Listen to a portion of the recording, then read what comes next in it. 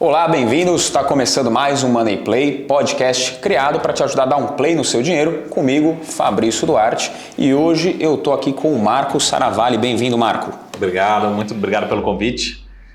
Estamos sempre à disposição e vamos lá para o bate-papo, para o encontro. Nesse ano que realmente promete, né? Depois de um 2021 com muita surpresa. E novamente, obrigado pelo convite. A gente agradece a presença e só para contextualizar, né, quem é o Marco? O Marco ele é CEO e estrategista-chefe da casa de análise Sara Invest. Marco, eu vou fazer uma pergunta para você que eu nunca fiz antes, cara. Como começou o seu interesse por finanças? Essa pergunta já tem, acho que mais de 20 anos já de história. Mas basicamente assim, eu sempre comecei ali até no período de escola, antes de realmente me formar, levar para a graduação, fazer alguns programas de que a gente chama de summer job, né? De estágio de verão, enfim, 2, 3 meses, começar a me aproximar mesmo. E dali que eu comecei a entender o que realmente era a bolsa, dentro de um pequeno banco de investimentos, começar a conhecer, né? Mas aquele trabalho bem operacional. E dali falei, pô, realmente eu quero conhecer. Um dos donos era formado em economia, falou, pô, realmente eu quero fazer economia. É isso que eu quero fazer. E eu lembro também, não sei se você lembra, há alguns anos, muitos anos atrás, a própria bolsa, hoje tem, mas não é de certa forma tão organizado assim. Mas antes era muito famoso, a própria bolsa tinha como se fosse uma disputa, um game ali de investidores, mais buy and hold, não mais a linha de trade, mas de buy and hold. Então você tinha uma carteira virtual, você recebia como se fosse, sei lá, 100 mil reais, e a cada 6 meses, um ano, eles premiavam os melhores, concurso, enfim. Era uma parceria ali com o Grupo Folha e com a Bovespa na época, né? E ali naquela época também, primeiros anos tal, de conhecimento, eu fui um dos vencedores, mas não fui o campeão, lógico, né? Mas eu fui ali entre os 30 primeiros, 40 primeiros, e acabei ganhando outros cursos da B3, da Bovespa. Aí eu falei, pô, realmente é isso que eu quero fazer. Mas nos primeiros anos de faculdade, meus primeiros estágios, enfim, trainee, eu fui entrar num banco e era muito tesouraria, né? Tesouraria, não sei se todo mundo conhece aqui, é uma loucura, assim, é todo dia um leão que você tem que matar, é muito, muito estressante. E você tem de certa forma, pouca análise ali no dia a dia, né? E eu falei, pô, realmente meu perfil é mais analítico, e aí depois que realmente acabei entrando no mercado que a gente chama de sell side. Então, eu já passei pelo sell side, que é o que eu faço aqui hoje, a gente dá análise, recomenda, forma opinião, né? Enfim, tem essa exposição. E também já trabalhei como gestão, né, de ativos, que é o que a gente chama buy side. Então eu já intercalei sell side, buy side, mas é algo que realmente, que eu sempre falo, uma vez que você entra no mercado financeiro, você entra no mercado de capitais, no mercado de ações principalmente, acho que não tem como sair. Então você começa analista, você vai ser analista a vida inteira, até no churrasco ali você está falando, pô, mas você viu a Petrobras, o presidente está querendo mudar, enfim. Então, sempre investi, mas a escala era primeiro o virtual ali que eu comecei, que eu recomendo para todo mundo que está começando, né? Hoje tem plataformas das próprias corretoras ou até outras parcerias. Começa ali mesmo pelo virtual, entendendo, ou começa em pequeno e depois vai aumentando a escala, né? Não é assim, pô, vamos vender meu carro amanhã e vou transformar em 2 carros, né? Então, muito cuidado com esses movimentos, que tem muito risco também, né? Tem, mas hoje isso é muito vendido também, né? Do desfazer de carro, casa, para poder multiplicar o patrimônio na bolsa ainda, né? Infelizmente teve gente muita gente, né, que acabou perdendo emprego nessa pandemia principalmente, e fala, não, mas eu saí da minha empresa depois de 10, 20, 30 anos, peguei toda a FGTS, enfim, a restituição, tal, os benefícios, enfim, e estou agora só em casa investindo. Pessoal, vamos, vale para investimento, também vale para a nossa vida, né? Também a gente precisa diversificar a nossa fonte de renda. Então, assim, o mercado pode te dar uma renda muito boa, mas é importante também você ter uma reserva, você ter outras fontes de receita, ter outro negócio, enfim. Mas muito cuidado com isso. E teve gente, a gente sabe que fez, é uma decisão bem difícil, né? Então, tomem cuidado também com esse movimento, né? Eu gosto muito da coragem, né? Eu mesmo não faria, né? E nunca fiz, né? Sempre busquei outras alternativas também de receita e de renda, né? Mas a bolsa realmente tem muita gente que acaba vivendo somente de bolsa, de operações, né? Normal, né? Você começa a investir, ganhando menos, depois passa a carreira, vai melhorando, você vai criando mais consciência. E a tese de investimento hoje que você segue, ela é muito diferente daquela que você seguia quando você começou? O que mudou de lá para cá? Então, eu acho que a tese não, e acho que também não a alocação. Mas assim, hoje, até eu acho que pela própria fase da nossa vida, né? Antes a gente, quando é mais novo, você toma mais risco, né? Você realmente, até a gente está falando aqui antes, né? Você troca de emprego mais rápido, enfim, muda de casa, faz mudanças mais rápidas, né? Então você toma decisões mais rápidas, né? Hoje eu preciso realmente me aprofundar mais na análise, conhecer, conversar com mais pessoas, visitar a planta, conversar com o diretor, fazer uma avaliação para ficar mais confortável. Então, hoje, acho que eu sou muito mais, apesar de continuar com o mesmo perfil de risco, hoje eu sou mais prudente, né? Eu sou mais conservador, prefiro ter mais argumentos para realmente tomar uma decisão. É difícil, pelo menos no meu caso aqui, ainda tomar uma decisão muito rápida. A gente está falando aqui de olhar mais para a empresa e comprar mais o papel mesmo diretamente, mas tem os fundos de investimento também. Sim, qual a sua opinião sobre os fundos, clube de investimentos? Eu falo para todo mundo, assim, eu acho que não existe uma fórmula perfeita e acho que o investidor tem que ter todas as opções disponíveis, né? Eu, Marcos Saravalli, também invisto em fundos, até por conta da minha posição, né? A gente tem uma legislação bastante rígida, né? Para quem é de fato analista, né? Por isso que fica muito discrepante aí o influencer do analista. O analista segue diversas regras, o influencer não segue regra nenhuma, então essa é uma das minhas críticas, né? E o analista realmente é uma parte muito rígida, né?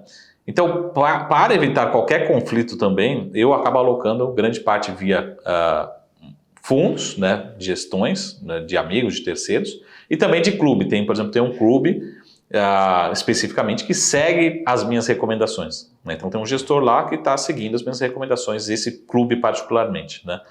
Agora, eu acho que o investidor, pessoa física, investidor individual, ele tem que ter as duas estratégias. Por que isso? Porque ao longo do tempo, acho que quanto mais você estuda, mais tempo você tem, mais você se dedica, você pode ir até melhor do que o gestor ao longo do tempo, né? Por quê? Porque o gestor, ele é muito grande, ele tem outros conflitos no sentido assim, ele tem o Marcos Saravalli, que tem os R$100 lá investido, mas tem um outro cliente lá, um fundo de pensão que também é um cliente, que tem R$1 bilhão investido com ele. Pô, eu tenho o mesmo perfil que esse fundo de pensão? Não, eu sou completamente diferente, né? Só que o gestor está fazendo recurso de todo mundo ao mesmo tempo, ele não consegue ver essa diferença, né? Então, o gestor ele acaba tendo que atender uma média, né? Uma média ali e fala assim, não, realmente é isso a alocação que a gente vai fazer. Eu não, se eu quiser vender uma ação hoje, eu vendo, compro, né? Resgato, enfim, sou muito mais dinâmico. Então, eu acho que no longo prazo, quanto mais você estudar, mais escutar podcasts como esse, né, procurar mais informações, você pode até ter resultados melhores do que os gestores profissionais, né? É possível ter esse resultado. É possível, porque às vezes o gestor profissional, para ele sair de uma posição, ele tem bilhões ali, exato, como que ele faz? Ele não consegue desmanchar, então ele sofre uma queda gigante do mercado porque ele não consegue fazer posição. Ele mesmo acaba estragando a cota dele mesmo, né? Fazer, pô, eu tenho R$1 bilhão, a ação negocia R$10 milhões por dia, eu preciso me desfazer de 100 milhões, eu vou precisar vender, porque eu estou tendo resgate, e ele acaba realmente trazendo o volume de venda para a própria ação dele, e isso acaba estragando até quem vai ficar na cota lá do fundo. Então, realmente tem essa preocupação, mas eu acho que o investidor, no começo principalmente, comece pelos fundos talvez, e vai tendo educação, vai tendo conhecimento de fazer a alocação própria, e ao longo do tempo vai sentindo quem está fazendo o melhor trabalho. Fala, não, realmente eu consigo fazer o melhor trabalho? Aí você vai diminuindo a alocação em fundo, ou não, né? Ou vai tendo esse equilíbrio entre essas duas opções. Né? Sim, sim. Fundos são opções boas, né? Afinal, você está deixando um profissional ali tomando as decisões. Com certeza. Também, assim, o que eu penso, até eu brinco, é que tem duas taxas principais, né? Tem a taxa de abstração e tem a taxa de performance. Pessoal, taxa de performance, eu, Saravalli, adoro pagar. Né? É a única taxa no Brasil, no mundo, que eu adoro pagar. Por quê? Porque ele só vai recolher performance se ele for bem. Né? Ou seja, pô, eu estou cobrando dele 10% de retorno ao ano. Pô, se ele der 15%, ou seja, ele foi melhor do que os 10% que eu estava exigindo. Estou chutando aqui os números. Ou seja, ele deu 15%. Então ele vai recolher performance em cima desses 5 aqui que foi melhor do que os 10%. Legal, eu acho muito justo pagar um gestor que pensou todos os dias por um ano, como é que ele conseguiria bater esses 10%. Né? Então, pessoal, quando vocês pegarem um fundo e tiver taxa de performance, né, pensem que o gestor também está pensando todo dia, porque esse vai ser o salário do gestor também. Né? Se ele não bater, ele não tem nada. E esse é um dos pontos. Eu conheço muito gestor que passou 2, 3, 5 anos sem receber R$1. Né? O que a gente chama taxa de administração era mais para pagar os dias ali, o aluguel, as taxas da Ambima, da CVM. Mas isso onde o salário mesmo enfim, o patrimônio do gestor, ele vai vir na performance. Então ele está muito alinhado com o cliente, né? Se ele não tem performance, ele não tem salário e o cliente não tem retorno também bom, né? Saudável. E falando dessa parte de investimentos, né? Você diversifica, tem fundos também, né? O seu melhor momento como investidor, qual foi a tacada que você acertou? Você falou, putz, isso daqui, uma análise que eu estava prevendo e se concretizou mesmo. Pô, eu lembro assim na prática, assim, na prática eu digo, principalmente o período que eu trabalhei como, acho que 2 momentos, vamos pegar aqui, né?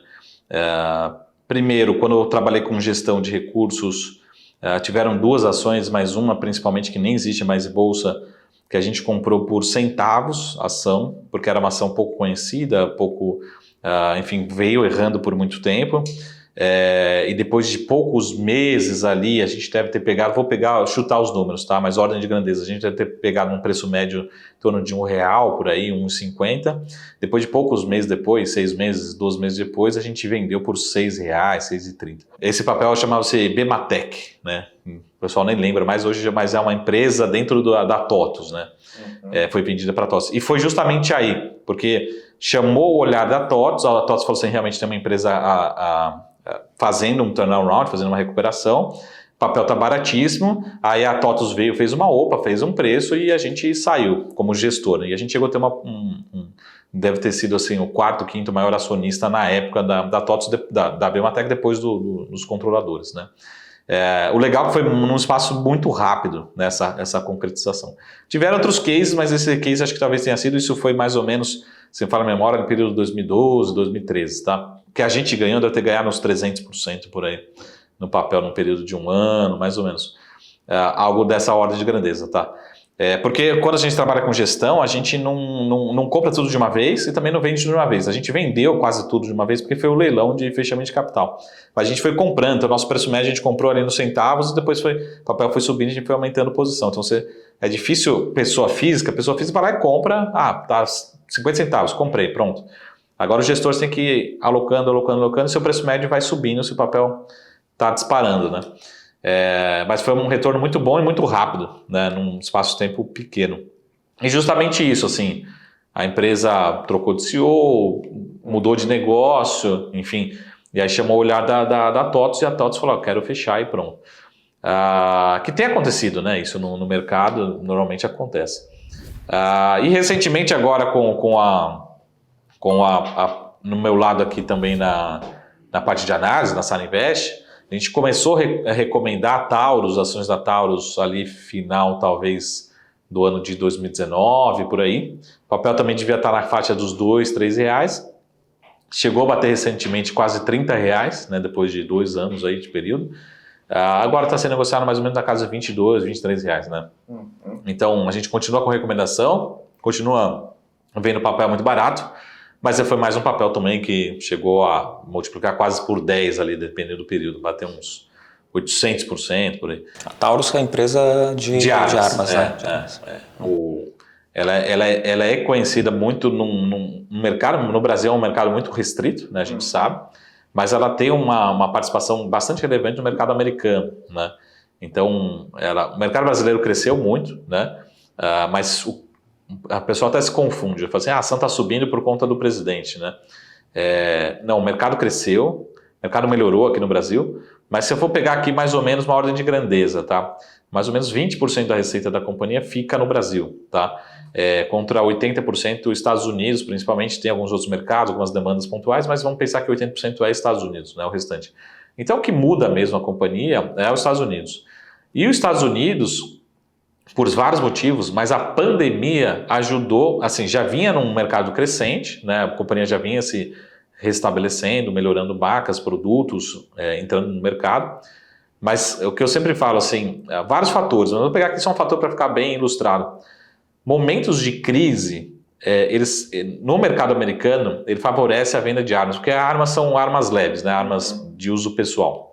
Então, quanto maior a sensação de insegurança nos Estados Unidos, maior a venda de armas. Então a gente teve questões sociais nos Estados Unidos, né, recentemente, tivemos desemprego nos Estados Unidos, tivemos aquela própria invasão lá do Capitólio, que vocês lembram, nos Estados Unidos, tivemos vários eventos, e todos os eventos, o americano fala, ele tem a sensação de insegurança, E esse é um dos fatores que acabam levando também a venda. Mas isso aí são vários motivos, né?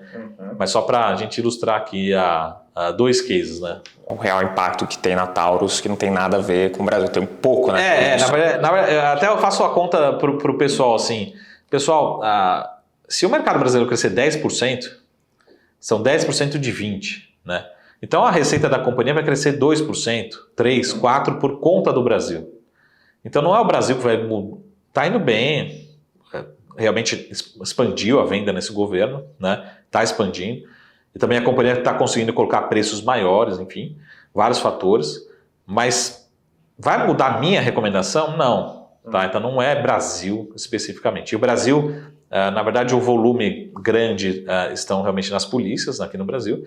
E a gente investe muito pouco aqui nas polícias, né? Então é muito produto antigo, enfim, a arma... tem outros fornecedores, outros concorrentes. Então, o mercado aqui civil brasileiro ainda é muito pequeno. De novo, não traz preocupação se mudar ou não o governo.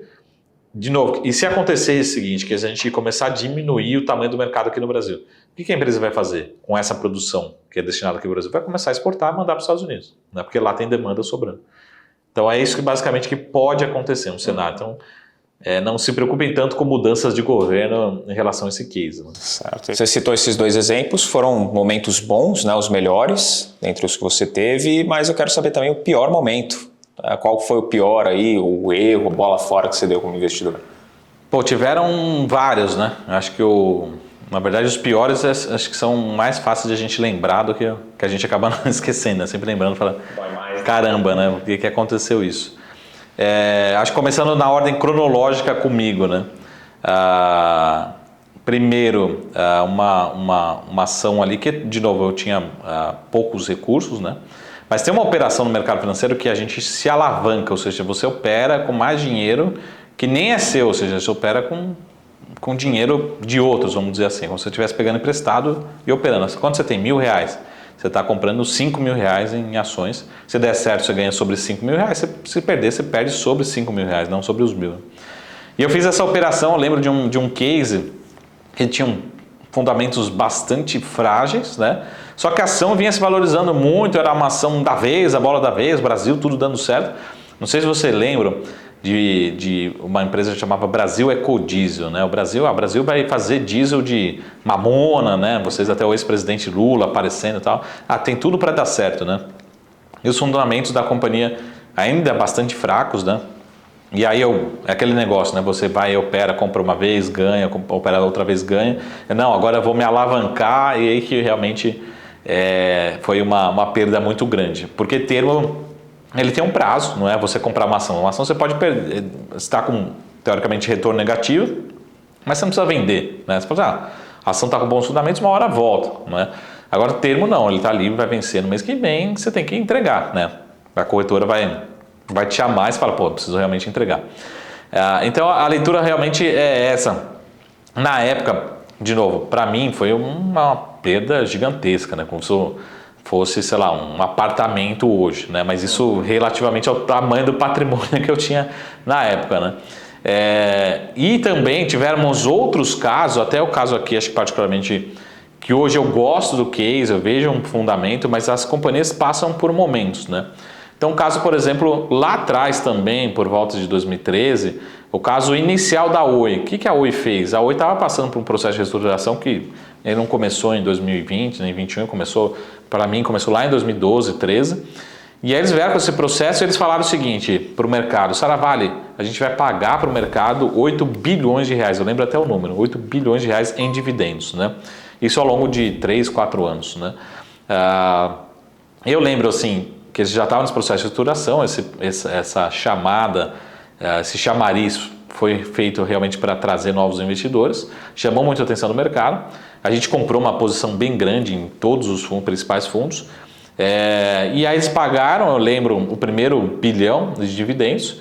E aí eu comecei e falei, puta, deixa eu estudar um pouco mais, né? Escapou um puta aqui, mas aqui tá liberado. Vai embora. Aqui tá liberado.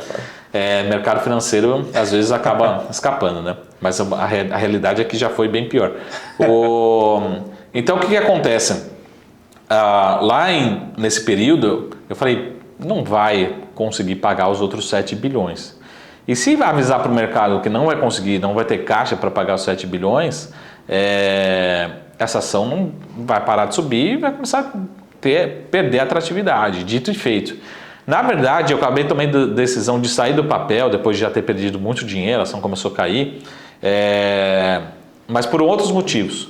Eu comecei a estudar com advogados, né, me reuni com advogados, comecei a entender um pouco do passivo trabalhista e parte de aquilo que não estava no balanço, que a gente chama. Né? E como uma empresa que tem muito funcionário, né, e todas as empresas vêm se digitalizando desde daquele ano, né, os últimos 10 anos, você vai acontecendo demissões, né? Mas mesmo assim já tinha rolado muita demissão e tinha um passivo trabalhista muito grande. Então esse foi um dos motivos que eu acabei falando, tem muita coisa fora do balanço que pode minguar essa distribuição de dividendos. Dito e feito, né? Acabou não acontecendo, a companhia entra num processo de recuperação judicial, enfim, eu acabei tendo uma perda muito grande, então assim, percentualmente, talvez eu nem tenha perdido tanto dinheiro assim, porque onde eu trabalhava a gente tinha 3 fundos, né?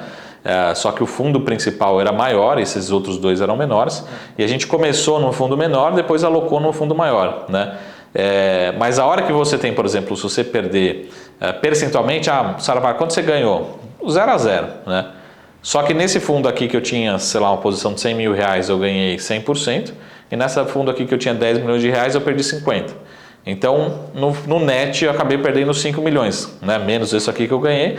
Então, não necessariamente essa ordem, mas assim, eu nominalmente muito mais perdi do que ganhei. Percentualmente, posso até ter saído no meio no 0 a 0, porque eu lembro que a ação se valorizou, depois ela se desvalorizou, né? Então, esses foram 2 exemplos. Acho que, primeiro, tomar muito cuidado. Inclusive, aconteceu esse ano um gestor muito conhecido, né, no Rio de Janeiro, no Brasil todo, que ele se alavanca, né? E ele veio se alavancando, e uma das ações dele, ele tinha uma posição muito grande numa ação, que é o BID. A ação começou a cair, e até foi interessante, há 2 semanas atrás, que a gente está gravando esse podcast, a corretora foi lá e zerou ele. É como se você falasse assim, Saravá, você não vai conseguir arcar com esse prejuízo, porque a corretora vai chamando margem, vai chamando garantia, assim, não dá, e a própria corretora zera a posição do cliente, né? Zera com prejuízo gigante, né? E aí, inclusive, teve uma negociação, o papel começou a entrar em leilão, há umas 2 semanas atrás, chegou a ser negociado mais de 1 bilhão de reais de Banco Inter num único dia só, né? Isso que estou falando, que 1 bilhão de reais é coisa para Itaú, enfim, não é volume para Banco Inter, né? Então isso também ficou para a história, tipo, o que aconteceu comigo, você vê que também a história vai se repetindo e pode acontecer com outros, né? E aconteceu com um gestor profissional, né? Sim. Nesse caso. Estávamos conversando sobre esse caso do Banco Inter ali um pouquinho antes de gravar.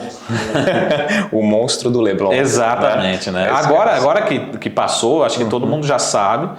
No começo você fica na dúvida, você fala assim, pô, quem que é o fundo? Porque realmente foi um volume muito grande, poderia ser ele, poderia ser outros fundos, sim, né? Mas depois saiu realmente o comunicado, falou que ele está diminuindo posição, né? E ele é um cara que historicamente opera alavancado, né? Mas foi muito interessante, que você via ali o BTG operando dos 2 lados, aí você fala, vamos zerar ele, e foi um cara que provavelmente nas minhas contas, ele pode ter perdido não só dezenas, centenas, ou até mesmo um pouco mais de centenas, talvez 1 bilhão ou mais de reais. Né? Segundo consta, algumas matérias que a gente leu aqui, 9 bilhões de reais. 9 bilhões de reais de perda? Aí realmente é preocupante. Aí você vê que é engraçado o tamanho da proporção, né? Você fazer 9 milhões já é muito, né? Sim. Agora 9 bilhões realmente é surpreendente, né? Coisa que acontece, né? Agora, como que a gente consegue enxergar o principal erro? Onde que ele errou para perder esses 9 bilhões, por exemplo? Então, na verdade, assim, eu não vejo o erro, assim, porque até o movimento dele, esse é o perfil dele, né? Até as pessoas estavam discutindo nas redes sociais, enfim, né, nos grupos de WhatsApp. Se a gente olhar o net, né, assim, ou seja, desde que ele entrou até que ele saiu, ele pode ter ganhado dinheiro, né? Agora o que acontece? A gente passou no segundo semestre por um movimento de queda muito forte, né? E essa era uma posição que ele tinha ganhado muito dinheiro e continuou também muito alavancado. Então é como se fosse o seguinte, eu acho que o grande desafio para qualquer investidor, o grande erro, é a parte da ganância, né? Ele fala assim, não, vou ganhar 100%, vou ganhar 200%, vou ganhar 1000%, que Banco Inter foi uma das ações mais valorizadas nos últimos anos, né? Se valorizou. Então, acho que e ele chegou a ser, se falar na memória, acho que o segundo maior acionista depois da família controladora, né? E isso via operações alavancadas, né? Ou seja, parte era recurso dele, parte era recurso emprestado, ou seja, estava realmente usando recursos de terceiros. Então, acho que é grande aprendizado, assim como todo mundo faz esse tipo de operação, tem que estar dentro do perfil, tem que reconhecer e saber que isso não é que fazendo uma crítica em relação ao BTG ou às corretoras. Na verdade, pelo contrário, valorizando o trabalho das corretoras, porque isso é gerenciamento de risco da corretora.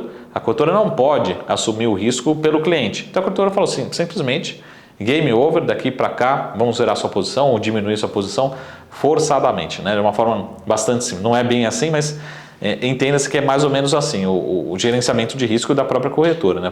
O cliente não vai conseguir honrar, vai ficar difícil, vai começar a complicar e a gente vai ter que diminuir a posição. Então, acho que é muito mais um erro comportamental do que de gestão, de decisão do papel, enfim.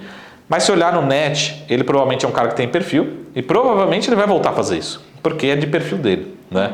Então, eu acho que também é um aprendizado. Se você for fazer esse tipo de operação, você pode ganhar muito dinheiro, né? Mas saiba que na primeira operação, vocês vão lembrar desse podcast e falar assim, nossa, cara, por que eu fui me meter nessa roubada, né? Provavelmente ele não está fazendo esse questionamento nesse momento, né? Porque ele sabe o que está fazendo, esse é o perfil dele e provavelmente ele vai voltar a fazer, né? Agora, acho que o grande recado, o grande aprendizado é esse, né? Muito cuidado com a ganância e uma vez dando certo, segunda vez dando certo, você acha que sempre vai dar certo, né? E ele sabe disso, provavelmente sabia disso porque ele é profissional, né? Já diz o nome, ele é gestor profissional.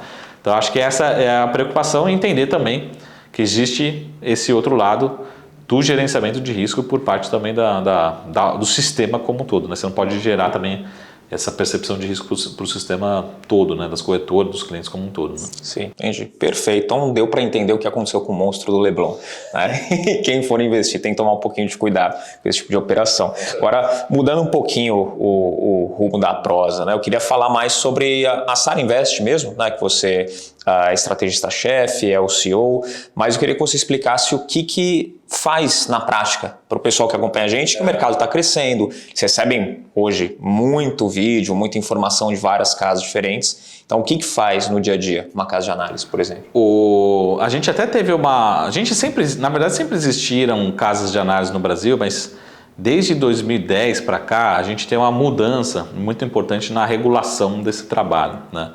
E aí começam realmente a ser estimuladas a existência dos analistas autônomos, né, independentes. E eu particularmente vi também muitos analistas, casas crescerem, né? E eu estava trabalhando em grandes corretoras, grandes bancos, né?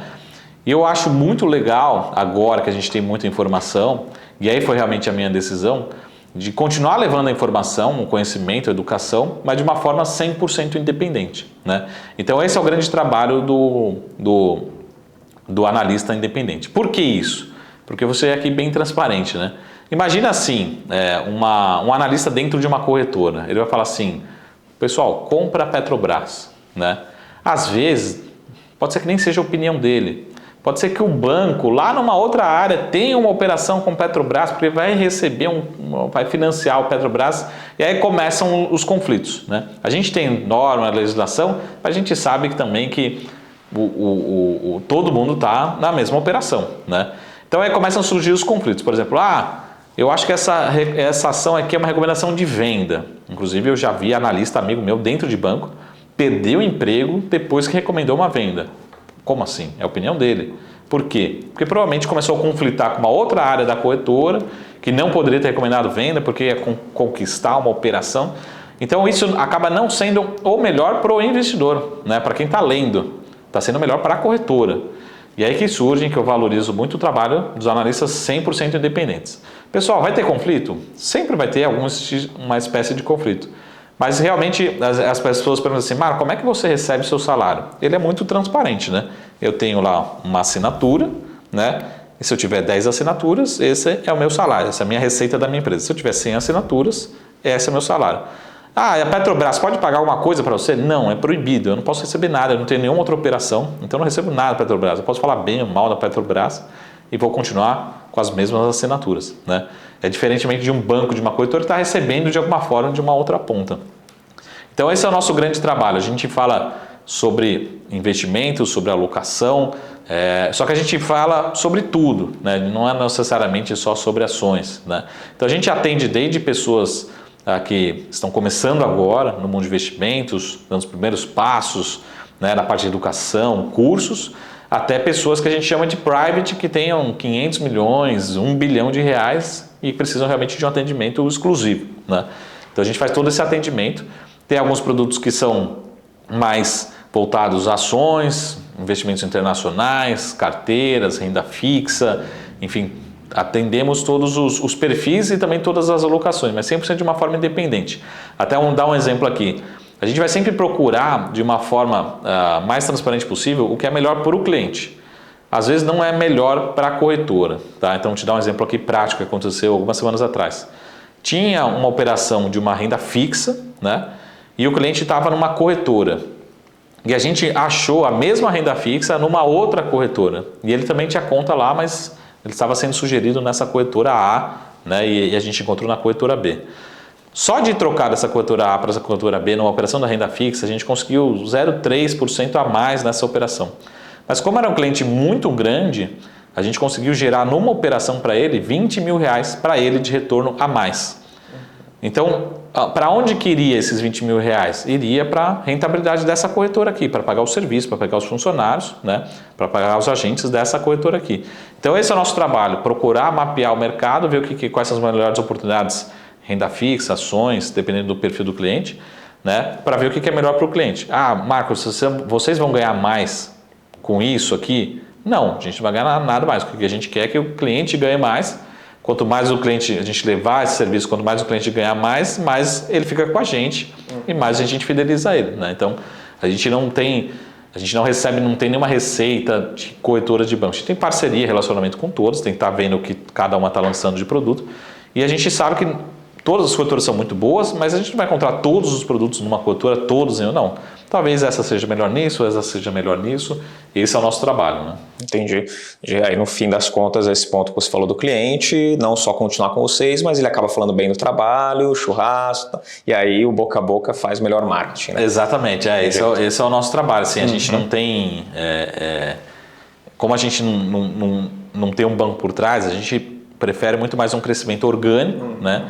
E acho que quem é o melhor vendedor são os próprios clientes, né? Que vão continuar falando bem e trazendo novos clientes. Então, esse é o nosso trabalho. Então, tentar levar a melhor sugestão de alocação para cada perfil de investidor, né? Principalmente em investimento. Então, nós somos uma casa 100% homologada e 100% dependente, né? A gente não tem... Temos relação em termos de parceria, né? A gente tem que estar próximo, mas a gente não depende, não tem receita ligada a nenhuma corretora, a nenhum banco. Sim. E falando, aí entrando no ponto que você comentou no início da gravação, sobre esse ano, né, que tem bastante coisa que vai acontecer aqui no Brasil, especificamente esse ano. O que a Sarinvest está indicando de investimentos ou está apostando de investimentos esse ano? Então, a gente está, até esse momento, né, que a gente está gravando aqui, a gente continua otimista com bolsa, né? Estamos vindo bem em janeiro, né? A gente até avisou muito em novembro, dezembro, que janeiro poderia ser um mês bom, como historicamente é.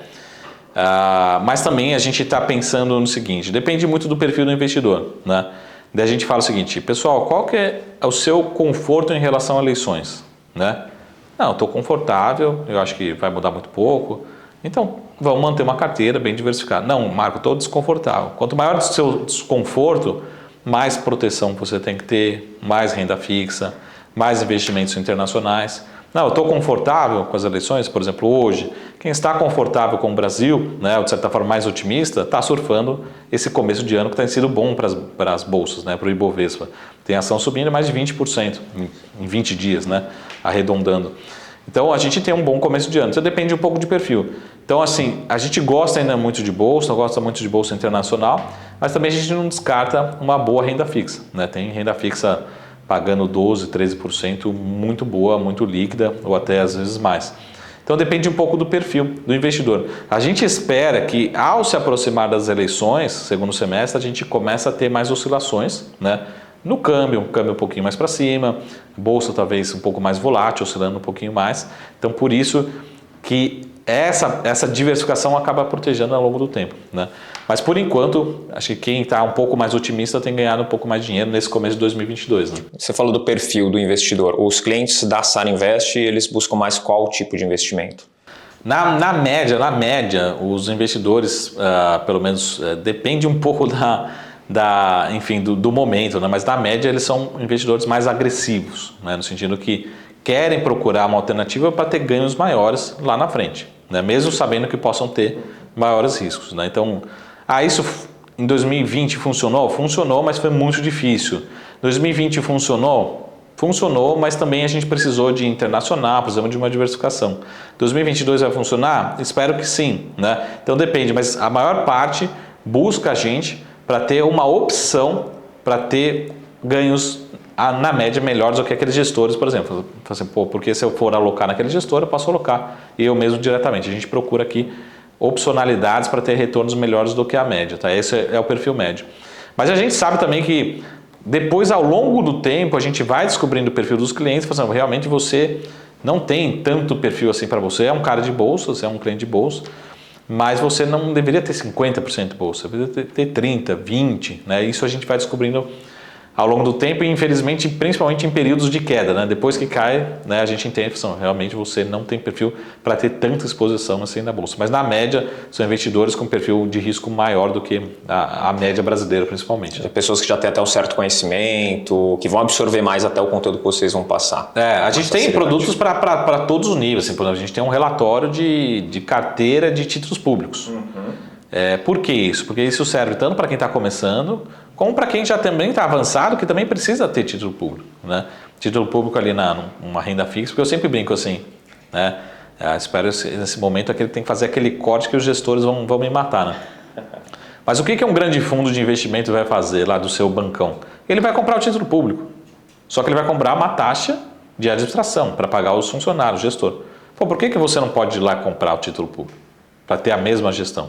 Então tem alguns produtos que eles são relativamente mais fáceis, vamos dizer assim, são bem acessíveis, né? Basta entender um pouco o risco, a volatilidade aqui, tem risco aqui, tem volatilidade, tem oscilação, mas a gente pode ter uma carteira tão boa ou até mesmo melhor do que grandes gestores, voltando ali para o assunto do começo. Então a gente tem produtos desde a entrada, do começo ali, do perfil mais conservador para quem está chegando, até para quem é mais avançado, derivativos, operação internacional, enfim, todas as alocações. Então depende um pouco do nível, né, do momento de vida, do perfil, de alguns fatores. Depois desse corte eu vou ver os gestores desesperados mesmo. 1 bilhão saindo dos títulos de renda fixa, os fundos aí, indo para os títulos públicos direto. Os caras vão ficar meio desesperados. Agora, não é tão comum o pessoal procurar a casa de análise hoje, pelo menos aqui no Brasil a gente não tem essa cultura ainda tão disseminada. Né? O mercado está crescendo, está amadurecendo bastante, o que é muito bom, mas a gente não tem muito essa cultura. É mais fácil você seguir a orientação do cara que você vai lá, conversa na padaria meia hora, toma um café com ele e fala, comprei isso e deu certo, do que você ir para uma casa de análise. Por quê? Então, eu acho que é um movimento ainda muito novo, né? Muito novo no sentido de... eu acho que tem de certa forma, duas críticas, né? Primeiro, né, eu acho que é toda uma construção que leva tempo, né? Uma educação financeira. Tem essa parte cultural que você falou de se tentar confiar naquelas pessoas que são mais próximas, que você conhece, né? E tem todo o processo de aprendizado, né, do investidor. Vou pegar aqui um caso, acho que sem citar nomes também, eu nem sei nomes aqui, mas pegar o caso, por exemplo, dos influencers, que acaba sendo mais ou menos como se fosse ali o amigo ali que você ouviu, que não é de certa forma um profissional da área, mas que acaba de certa forma também passando alguma recomendação, né?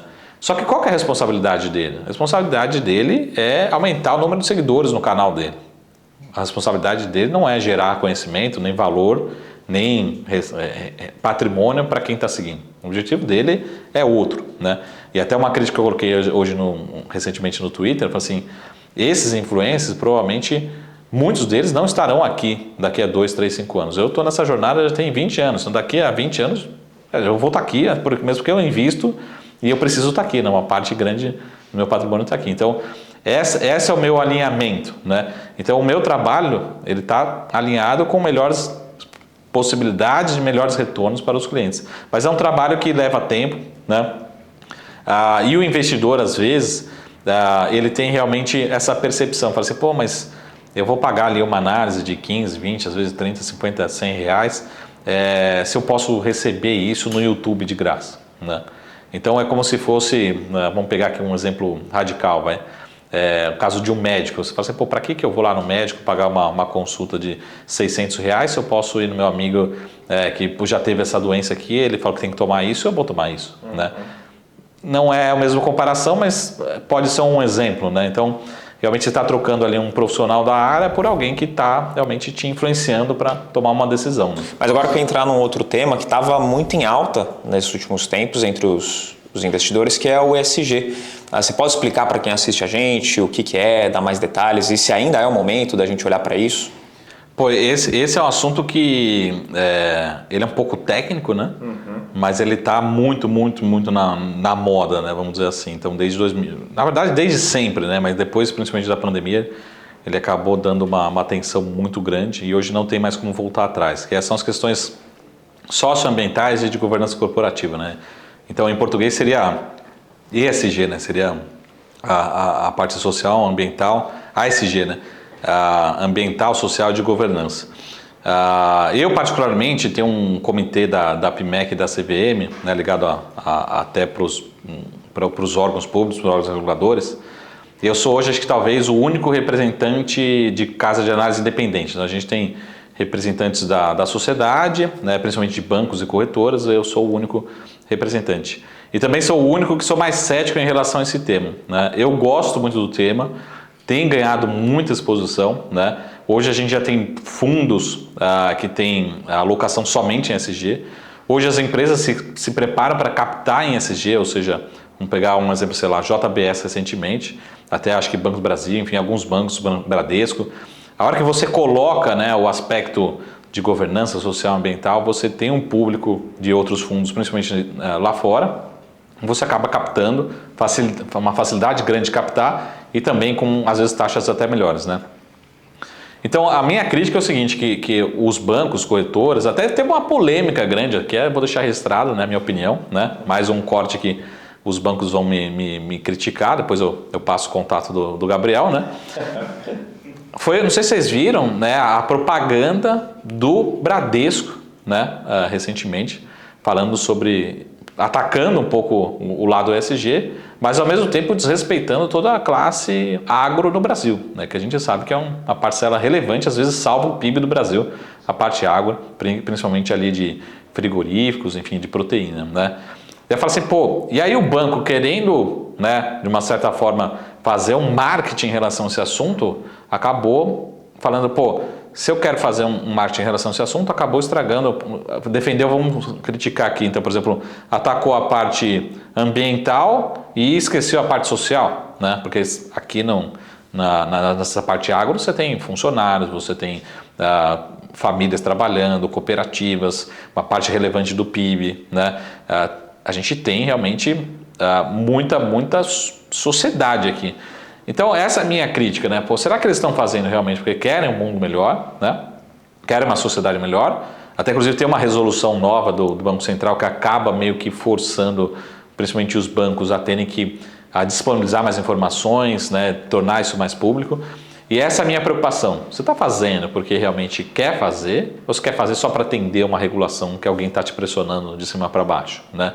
Essa é a minha preocupação. Inclusive tem uma reportagem grande num jornal americano, se não falo memória, recentemente, há uns meses atrás, acho que foi no New York Times, que ele falava justamente isso. Tem alguns fundos que é o mesmo fundo, só que ele muda de nome, põe ESG no meio do fundo, torna-se um fundo novo e aí de repente o fundo quadriplica de tamanho, porque tem demanda para aplicar num fundo ESG hoje no mundo e fundo tradicional não tem, né? Então, eu acho que essa crítica a gente tem, eu acompanho muito a academia, né? A parte educacional, a parte de finanças, e essa é a minha crítica lá na academia, né? Será que realmente a gente está fazendo porque realmente é bom, porque tem muita coisa muito boa, muito bem feita, né? Hoje tem muita informação e principalmente essa nova geração acaba dando um peso muito grande nessas questões, né, socioambientais. Só que aqui no Brasil, às vezes a gente olha para trás e fala assim, pô, alguns casos, alguns cases, a gente não sabe nem governança, né? A gente quer falar de socioambiental, ou seja, a gente não sabe nem de uma letra G, que é a mais trabalhada há muito tempo, e o socioambiental agora começou a falar, a gente não tem nem respeito à governança, imagina em relação aos outros temas. Então, eu acho que é um tema que não tem mais como voltar para trás, a gente tem que aprender muito ainda. Eu sou relativamente cético em relação a esse tema, acho que tem muito mais marketing do que realmente execução, mas eu acho que é importante que a gente evolua e trazer para o debate, né? Então, de novo, voltamos ali para a independência, né? O caso, não sei se você lembra, ano passado, que teve um caso horroroso, né? Um desastre acabou acontecendo, pode dizer assim, no caso do Carrefour, né? Numa operação numa loja, né? Para mim, aquele foi um caso clássico de ESG, né? Social principalmente. Agora, que analista ligado a um banco, uma corretora, recomendou vender as ações do Carrefour por conta daquele evento, né? Aí você começa a ter os conflitos e aí começa aquela bola de... Pô, será que realmente a corretora só está fazendo ESG para emitir, trazer novos clientes? Enfim, esse é o grande desafio dos conflitos, né? E eu não vejo pegar, por exemplo, esses casos quando tem acidentes, quando tem realmente desastres, realmente uma recomendação que deveria ser uma opinião independente, né? Então acho que essa é a minha crítica em relação a esse tema, mas é um tema que hoje talvez seja um dos primeiros, não principais, um dos primeiros temas quando a gente tem uma reunião pública, isso que é bacana. Então as empresas também querem mostrar o que estão fazendo, cada uma no seu segmento, tem muita empresa se mexendo e acho que quem não fizer nada realmente vai ficar para trás rapidamente, né, em relação a esse tema. É importante fazer, se atualizar, mas tem aquela... Pode até estar escrito, né? ESG quando convém. É isso que tem que tomar cuidado só. Da melhor forma que sentir, né? Então, por exemplo, lá na Sarinvest, a gente apoia uma ONG que eu participo, mas eu participo dessa ONG antes mesmo de existir a Sarinvest, né? Então, acho que a própria Sarinvest, cada um precisa fazer a sua parte, enfim. E é muito difícil, não é algo assim, vamos diversificar, vamos realmente reduzir o carbono, a pegada, enfim, não é tão fácil. Mas realmente executar, o que eu falo para todo mundo, tudo bem, mas o que você está fazendo, né? O que a sua empresa de fato está fazendo, né? Ou está só realmente querendo fazer um marketing, melhorar a imagem, enfim. Tem empresas que estão fazendo muito, até porque elas são muito grandes, né? Mas eu acho que ainda é muito, muito pouco, né? A gente acaba fazendo como o caso... Talvez seja, né, não que eu estou impondo aqui, mas talvez seja o caso do Bradesco, de outros bancos, eles estão fazendo porque alguém mandou fazer, a legislação mandou fazer. Pô, será que precisa, no caso do ESG, a gente só vai fazer se alguém falar para alguém fazer? Então essa é a minha dúvida, provocação, depois a gente pode fazer junto um podcast, junto com os membros do Bradesco, né? A gente deixa o convite aqui e coloca todo mundo na mesma mesa, né? Pois é, vai ser um bom podcast, vai dar bastante assunto. Agora, blue chips, small caps, as grandes, as pequenas da bolsa, o que a gente pode esperar ou ver de oportunidade ainda dentro desse mercado?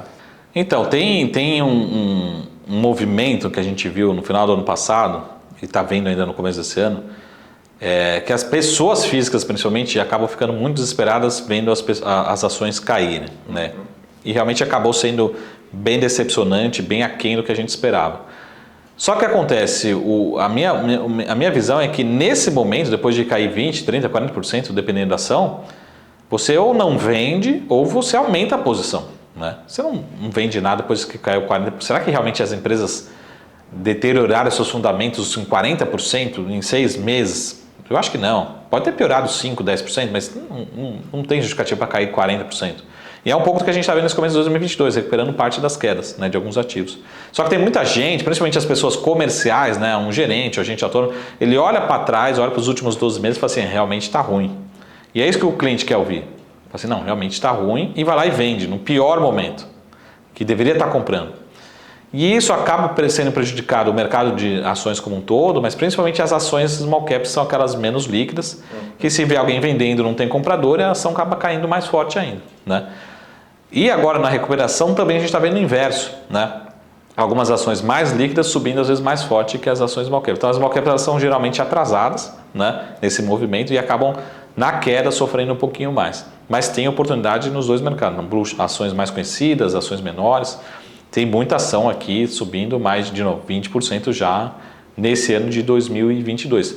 Vai subir no ano? Não sei, né? Nem espero que suba, mas já subiu forte em poucos dias. Né? Sim, você pega o recorte, né? Nem se falou dos últimos 12 meses, não é muito animador. E quem não tem o conhecimento, não sabe os fundamentos da empresa, vai acabar tomando decisão errada, isso é fatal. Acaba saindo no pior momento, que na verdade deveria estar comprando e não vendendo. Né? É aquele, estava discutindo aqui no começo, né? Se você pegar qualquer curso de bolsa, vai falar assim, compre na baixa e venda na alta. Só que quando cai, todo mundo vende. Então você está vendendo na baixa, né? Ou seja, você está maximizando o seu prejuízo, está tentando, se esforçando ao máximo para aumentar o seu prejuízo. Não faz sentido, mas é o que todo mundo faz. É o susto, né? Fala, não quero perder mais, deixa eu vender, aí vai e entra em outra. Aí acontece a mesma coisa, né? Exatamente. Agora, e sobre IPOs? Tem coisas boas para a gente esperar aí dentro desse ano? Então, acho que vão acontecer IPOs, mas não é um ano de IPOs. Todo mundo já sabe, todo mundo espera que a gente vai ter menos receitas, menos negócios, não é um ambiente propício ou fácil para executar um IPO. 2021, principalmente, foi um ano muito mais fácil para executar um IPO, mesmo embora o segundo semestre tenha sido bastante desafiador. Então, essa é a leitura que a gente precisa ter. Vamos ter IPOs? Vão ser alguns pontuais, mas vai ser bem menor do que o ano passado. Né? Talvez a gente não tenha por enquanto, nenhuma grande janela, mas se eu fosse esperar que acontecesse uma onda de IPOs daqui até março, provavelmente, depois começam realmente as eleições de fato, né, os candidatos, e aí começa tudo a piorar. Piorar no sentido de incerteza, né? E aí é tudo que o investidor não quer, né? Então, vai ser um ano bem menor de tamanho de IPO, de quantidade de IPOs. Né? E com esse ambiente de incerteza, tem coisa boa na bolsa ainda ou é o momento de olhar mais para a renda fixa de verdade? Na bolsa sempre tem, e também na renda fixa agora está maravilhoso. Né? Você pegar 10, 12, 13, 14% por ano é um retorno muito bom. Na bolsa também tem, né? Assim como eu estou falando para você, tem empresas subindo mais de 20% em 20 dias. Então, que você teoricamente ia ganhar na renda fixa, em 20 dias você já garantiu o seu ano. Né? Na bolsa também tem. O que eu espero, de novo também concordo, que a gente vai ter mais oscilações. Né? Então a gente vai realmente ter que ter uma carteira talvez mais previsível, menos volátil, principalmente no segundo semestre. Mas realmente a gente ainda tem, mesmo porque fazendo uma continha simples aqui para vocês, se uma ação ela cai 50%, imagina que ela estava R$10, ela vai para R$5, ela tem que subir 100% para voltar para os R$10. Então tem muito papel que caiu 50%, que talvez nem suba, mas só de recuperar o preço que estava anteriormente, então, ou seja, tem muito papel aqui que poderia, num horizonte de 12, 24 meses, subir 100%.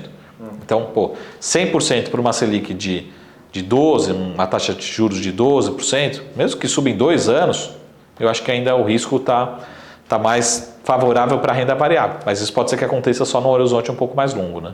Aí você tem que estar preparado para poder aguentar, ter caixa para poder comprar, tudo isso. Aguentar o cunhado também no churrasco, falando, você está perdendo lá 10% daquela ação lá e eu te avisei que ia cair, né?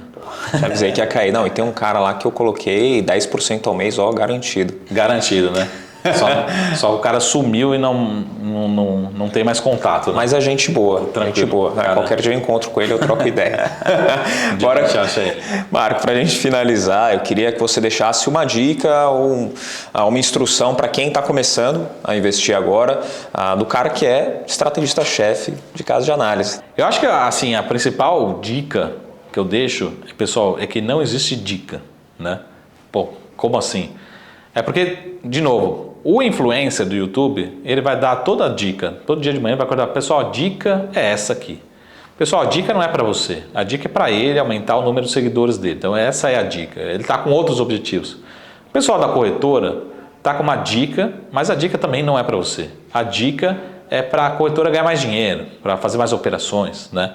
Então, a primeira coisa, o mais importante, é que você tenha muito conhecimento, faça muito curso, leia muito livro, veja muito vídeo, gratuito, pago, e você realmente fique confortável com uma casa de análise independente, com a sua corretora, com todas as informações disponíveis e você tome a sua decisão de investimento, né? Não tome a decisão, não deixe outras pessoas tomarem a decisão por você, né? Então você tem que ter, realmente faz sentido para mim, tem meu perfil, né? E se realmente eu deixar aqui uma dica, é que 90% dos resultados de longo prazo, ou mais ou menos, né? Eu digo quase a totalidade, não vem de cursos, né? Não vem de vídeo, não vem de livro, ele vem do seu comportamento, né? Então você realmente ter uma disciplina, ser muito educado, ler muito livro, executar, saber se aquilo faz o seu perfil. Então a gente fala, grande parte do resultado, quase a totalidade, é do seu comportamento, né? Então assim, vender uma ação na baixa é o seu comportamento, né? Procurar boas oportunidades, estudar todo dia, né?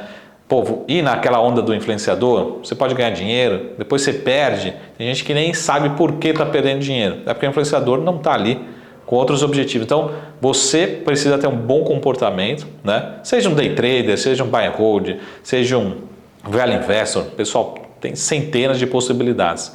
Mas tenha realmente muito conhecimento, muito estudo, corram atrás.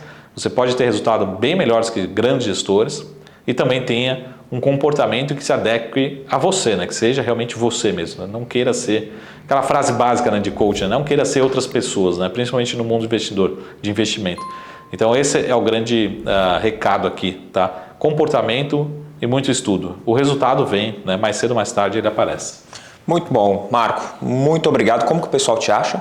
Pessoal, sempre me procura, qualquer rede social, @Marcos Saravalli, Marco Saravá, LLE, Saravale, Marcos Saravalli tudo junto, Instagram, Twitter, YouTube. Twitter não, porque Twitter eu falo para o pessoal, não me sigam no Twitter, porque o Twitter não tem muita coisa útil lá é mais... O Twitter é um ambiente assim de ego, né, ali no Twitter, né? Então, geralmente são mais provocações, mas brincadeira à parte, fiquem à vontade, me sigam lá, @Marcos Saravalli, principalmente no Instagram, tem uma live no YouTube aberta para todo mundo, todos os domingos, né? Gabrielzão já conhece bem, famosa Sara Live, né? Todo domingo, às 9 horas, aberta para todo mundo. Deixa o convite para quem quiser participar lá ao vivo. Show de bola. Muito obrigado pela participação. Prazerzão. Obrigado pelo convite. A gente vai ficando por aqui nesse Money Play. Eu quero pedir para você clicar no botão de curtir, se inscrever no canal, já aproveitar, né, que eu peço todo o vídeo. E a gente tem vários vídeos aqui falando com várias pessoas sobre o mercado. Cripto, renda fixa, estrategista-chefe de casa de análise. Então vai lá, assiste os outros vídeos também, segue a gente no Instagram, @MoneyPlay_podcast, o meu pessoal @o Fabrício Duarte, e eu te espero no próximo Money Play. E outra, se você quer ver mais conteúdo ou uma coisa específica, comenta aqui embaixo, alguma coisa que você quer ver no canal, para a gente poder trazer o conteúdo para você. Fechado? Te vejo no próximo Money Play.